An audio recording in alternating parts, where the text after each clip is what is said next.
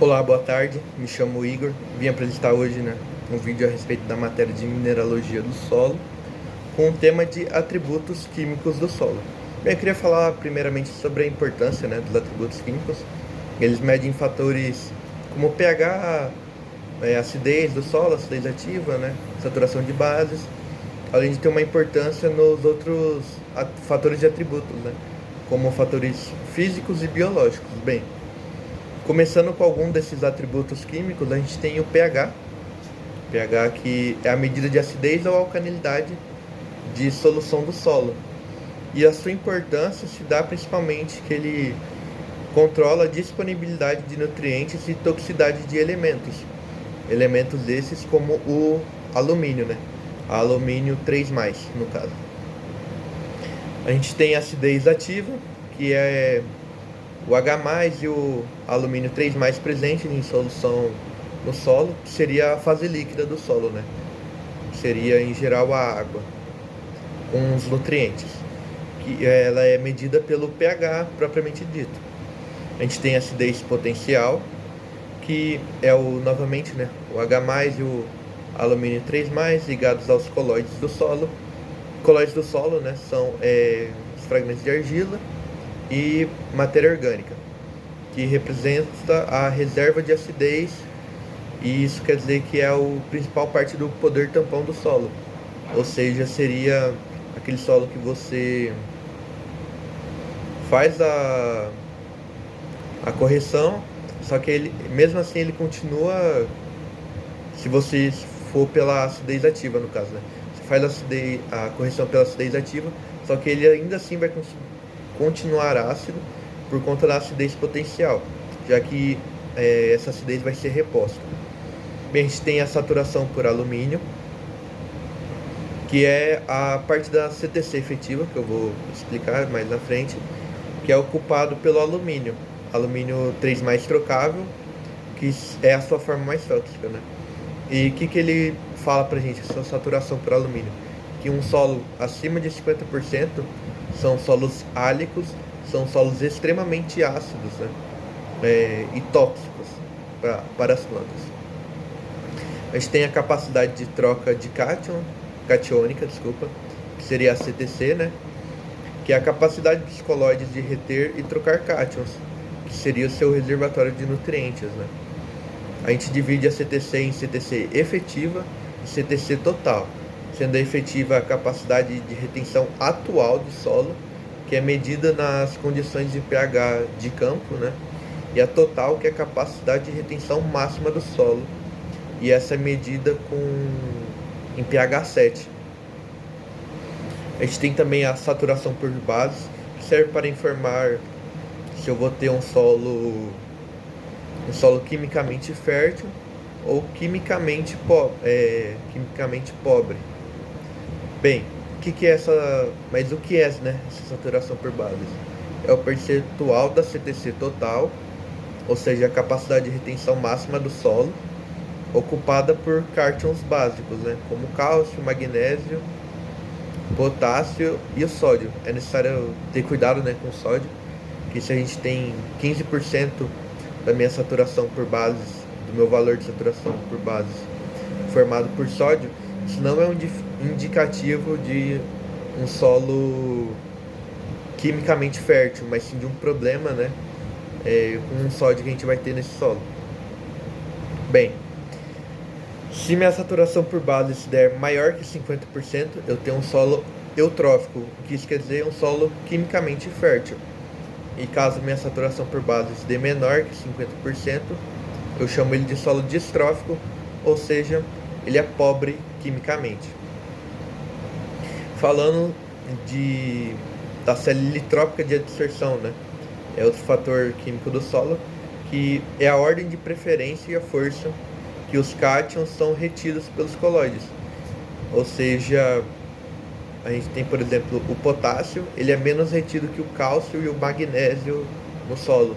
Ou seja, o potássio, ele é um elemento, um nutriente, que é mais difícil ter a fixação dele no meu solo. Falando sobre nutrientes, agora, A gente tem a gente pode dizer que é uma classificação de nutrientes são essenciais, benéficos e tóxicos. E qual que é a diferença entre eles? O elemento essencial é aquele que, se não tiver na planta, né, no ciclo da planta, ela não é capaz de completar seu ciclo, ou seja, de produzir uma semente que seja viável. E esse elemento essencial ele não pode ser substituído por nenhum outro elemento. Então, e quais são esses elementos, né? Alguns exemplos são o famoso NPK, né? Nitrogênio, fósforo e potássio. A gente tem também os elementos benéficos, que são, eles não são essenciais, ou seja, sua presença não vai fazer falta, né, pro ciclo da planta, mas se tiver, ele vai promover alguns benefícios, como vai promover o crescimento, melhorar a qualidade e a resistência da planta. Alguns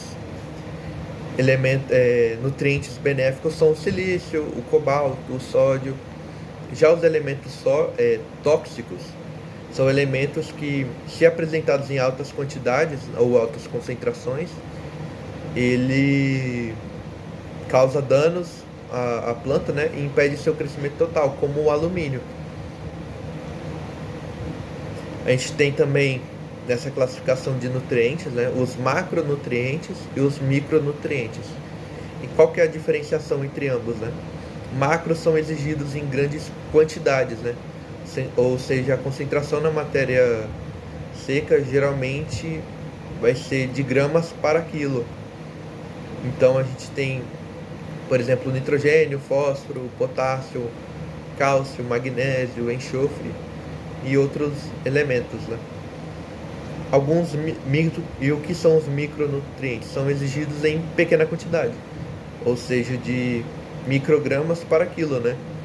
Então a gente tem ferro, manganês, o boro, zinco, são micronutrientes. E normalmente macro e micronutrientes, né, eles são elementos essenciais, né, como, por exemplo, os que eu citei, nitrogênio, fósforo, potássio. Bem, a gente tem também a capacidade de troca aniônica, que é a capacidade do solo, que o solo vai ter de absorver e reter alguns ânions.